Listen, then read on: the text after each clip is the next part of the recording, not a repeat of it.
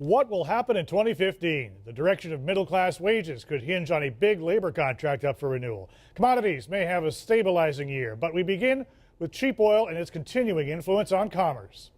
Analysts predict cheap oil will soon lead to takeovers and price breaks. 2015 really could be the year of the energy takeover.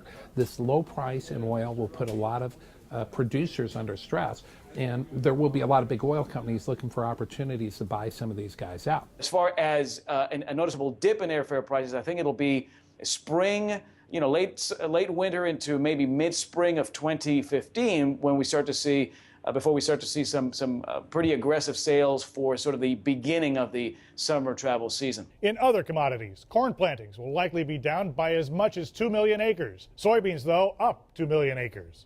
2015 might be more of a stabilizing year, setting the stage then for what I think will be some higher prices in late 15 and into 2016. Jack Scoville of Price Futures Group says coffee's expected to go up. There's still a chance for a shortage of production against demand. As that manifests itself, we could see the market start to return back to higher prices, perhaps after the first quarter of next year. And Mark Niemanoff thinks the dollar will become weaker by about 5% from current levels, and other currencies stabilize, encouraging trade. Well, I think at some point you're going to see the yen and the euro currencies start to stabilize against the dollar.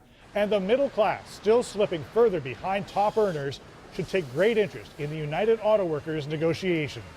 It's a big industry, it's an important industry. If the United Auto Workers break through and negotiate some significant pay increases, could set a standard, could push the field, at least in manufacturing, towards higher wage increases. That'll have a trickle-down effect. Farmers are indicating fewer acres of corn will be planted in 2015, but soybean plantings could rise 1 to 2 million acres. Cattle herds will grow 1%. Pork and poultry producers expect about 3% growth.